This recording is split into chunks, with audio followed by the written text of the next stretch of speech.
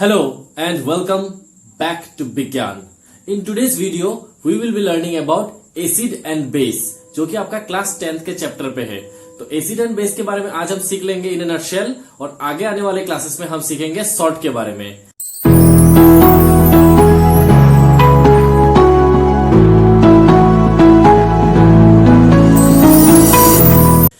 Acid, जब आप generally acid के बारे में सोचते हो आपके माइंड में क्या आता है? कुछ खतरनाक वाला सब्सटेंस जिसको पकड़ ले तो हाथ जल जाएगा। तो जनरली अगर आप सोचो तो एसिड क्या है? एक ऐसा सब्सटेंस जिसमें हाइड्रोजन होता है, जो कि आपका प्रोटॉन्स को डोनेट करने लायक कैपेसिटी उसमें होता है। Okay, those substances which can donate protons and contains hydrogen, तो उसे आप क्या कह सकते हो? एसिड। वहीं पे बेस क्या होता है? जनरली वो स्लीपरी इन नेचर होता है, जो आपका नॉर्मली साबुन में देखा जा सकता है, आपका लाइमस्टोन में देखा जा सकता है। तो वो सब के बारे में हम थोड़ा सा डीपली सीखते हैं। सबसे पहले हम इन दोनों का डिफरेंसेस देख लेते हैं बढ़िया से। तो इनका जो डिफरेंसेस होगा, एसिड और बेस दो कॉलम में मैंने डिवाइड कर दिया है। तो एज अ टेस्ट पर्सपेक्टिव, जो एसिड होता है वो जनरली साउर टेस्ट के होते हैं, खट्टा। उसको खाने से आपको खट्टा महसूस होगा। अब आप बोलेंगे कि कैसे खाया जा सकता है? कुछ कुछ वीक्स एसिड होता है जो हम लोग खाते हैं, जैसे कि नींबू आप पीते हो, संतरे का जूस आप पीते हो, उनमें क्या होता है? उनमें एसिड होता है, जैसे कि साइट्रिक एसिड। तो वो एसिड को जब हम पीते हैं, खाते हैं, वो जनरली हमें अफेक्ट नहीं करता है उतना ज्यादा। That is a different topic, इसको हम आगे समझेंगे पीएच स्केल में, इसी वीडियो में। तो एसिड जनरली साउर इन टेस्ट होता है, वहीं पे जो बेस होता है वो जनरली बिटर इन टेस्ट होता है। जैसे मान लो चूना, लाइमस्टोन, ठीक है, वो जनरली बिटर टेस्ट के होते हैं। तो यहां पर मैं लिख दूंगा बिटर। सेकेंड पॉइंट में आ जाएगा, इट कंटेन्स H पॉजिटिव यानी हाइड्रोजन आयोन्स। ठीक है, वहीं पे आपका जो बेस है वो कंटेन करते हैं OH नेगेटिव आयोन्स, यानी कंटेन्स OH नेगेटिव आयोन्स, यानी कि OH नेगेटिव यानी कि हाइड्रोक्साइड आयोन्स। आपको ये चीज अपने दिमाग में डाल लेना है। एसिड में होता है H पॉजिटिव आयोन्स यानी हाइड्रोनियम आयोन्स, वहीं पे आपका बेस पे होता है OH नेगेटिव आयोन्स यानी हाइड्रोक्साइड आयोन्स। उसके बाद फिर थर्ड पॉइंट, एसिड जो होता है वो ब्लू लिटमस पेपर को आपका रेड में कन्वर्ट कर देता है, turns blue litmus into red. और आपका जो बेस होता है वो रेड लिटमस को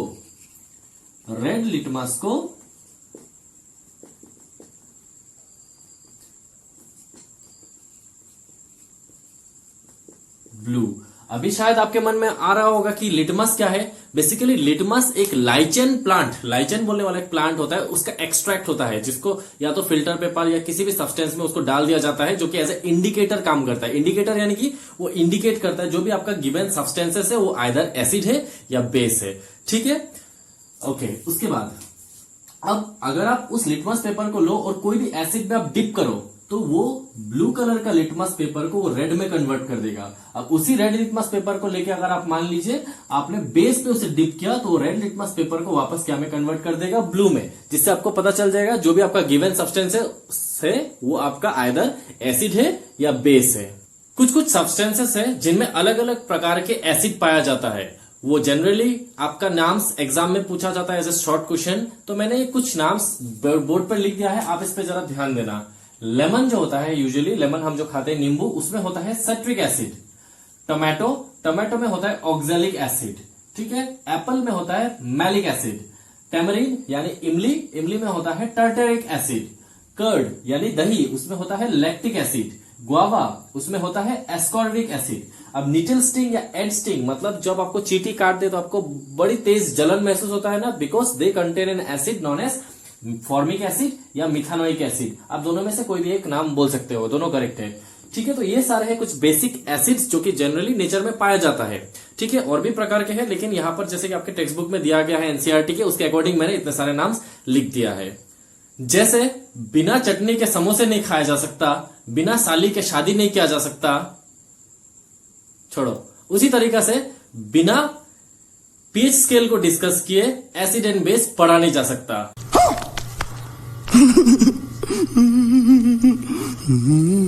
कौन है ये लोग? कहां से आते हैं? मैंने बोर्ड पे बना दिया है ये पीएच स्केल, जहां पर आप देख सकते हो मैंने अलग अलग कॉलम्स दे दिया है। तो इनको चलो पहले हम नंबर्स दे लेते हैं। स्टार्ट होता है 0 से। 0 1 2 3 4 5 6 7 8 9 10 11 12 13 एंड 14। 0 से स्टार्ट हुआ, 14 पे खत्म हुआ। अब आप मुझे इन सब का मिड वाला जो मिड नंबर है उसे मुझे बताओ। तो यानी जो बीच का नंबर है, बीच का नंबर है आपका 7। ये 7 आपका बन जाएगा न्यूट्रल, ठीक है। और आप 7 से जितना ऊपर जाओगे, 7 से आप जितना भी ऊपर जाओगे, ये होगा आपका बेसिक इन नेचर, ठीक है।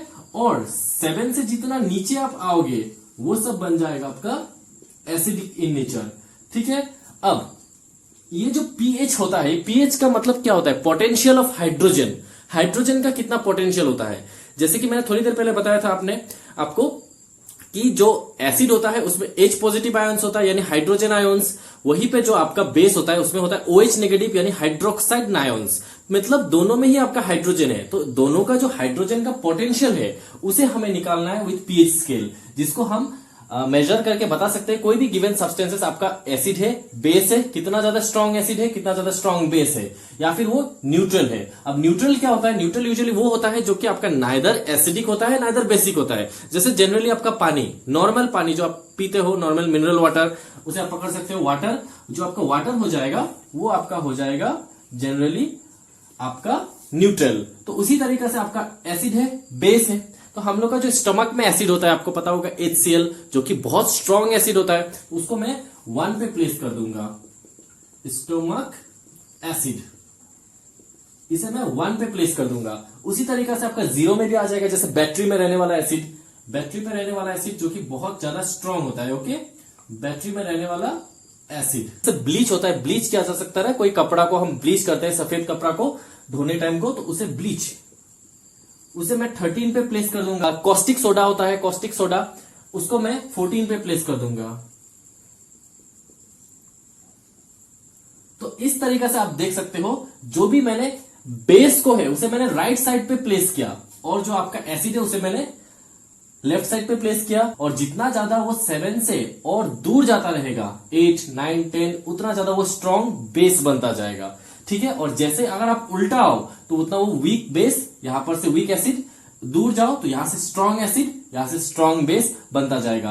कुछ कुछ एग्जांपल्स के नाम मैं फिलहाल लिख देता हूं। तो आप बोर्ड पर देख सकते हो मैंने नाम लिख दिया है। Sorry for my handwriting. वैसे क्रिएटिव आदमी लोग का हैंडराइटिंग थोड़ा खराब ही होता है। तो जो बैटरी एसिड होता है उसका जो पीएच होता है 0, यानी बहुत ज्यादा पावरफुल एसिड है वो। उससे थोड़ा कम पावरफुल आप बोल सकते हो स्टमक एसिड, फिर आपका lemon juice, grapes, tomato, coffee, milk. Milk is near about neutral, आप ऐसा बोल सकते हो। फिर वाटर जो कि फुल्ली न्यूट्रल होता है। फिर आपका नियर अबाउट न्यूट्रल में आप बोल सकते हो आपका एग। ओके, उसके बाद फिर धीरे धीरे धीरे धीरे वो बेसिक बनता जाता है, स्ट्रॉन्ग बेस, जैसे कि टूथपेस्ट। फिर आपका हो गया डिटर्जेंट, फिर आपका क्लेंजर, कोई भी घर साफ सफाई करने वाला, फिर सोप, सोपी वाटर यानी साबुन वाला पानी, फिर ब्लीच, ब्लीच जो कि मैंने थोड़ी देर पहले बताया था, और ये कॉस्टिक सोडा। और जो ह्यूमन बॉडी होता है, ह्यूमन बॉडी का पीएच होता है जनरली 7 to 7.8।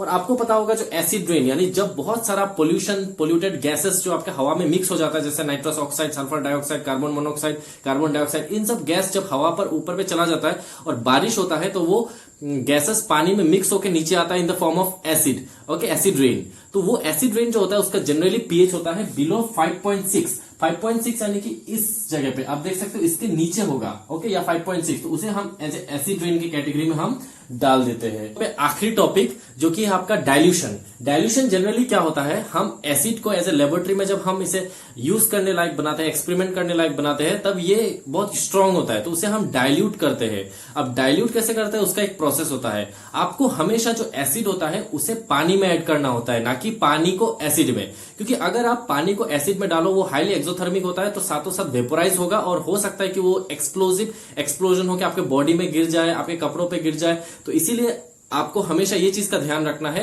आप सबसे पहले तो उसे हाथों से मत पकड़ो, टॉन्जेस से पकड़ो। टॉन्जेस से पकड़ने के बाद 2 टेस्ट ट्यूब आप लो जिसमें आप डाइल्यूट करने वाले हो, और एसिड को धीरे धीरे ड्रॉप बाय ड्रॉप आपको पानी में डाल के धीरे धीरे स्टेयर करना है, फिर डालना है, फिर स्टेयर करना है। इसी तरीके से हम इसे डाइल्यूट करते हैं, ठीक है, यानी कि उसके जो पोटेंशियल है उसको थोड़ा कमा देते हैं। अब डाइल्यूशन के बाद हमारे पास आता है दो तरीके का एसिड, जिसको आप कॉन्सेंट्रेटेड एसिड भी बोल सकते हो और डाइल्यूटेड एसिड भी बोल सकते हो। तो कॉन्सेंट्रेटेड एसिड कौन सा होता है और डाइल्यूटेड एसिड कौन सा होता है?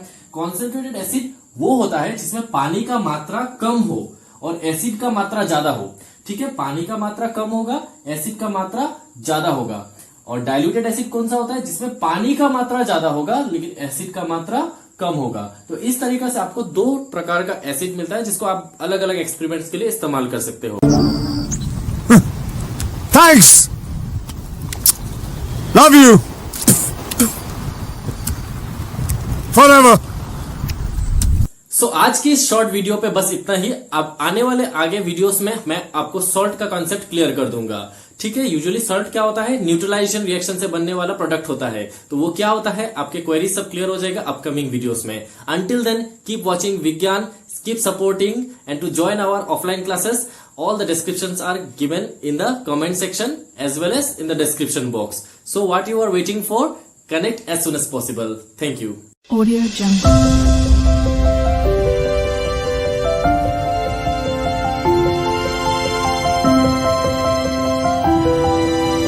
Audio Jungle.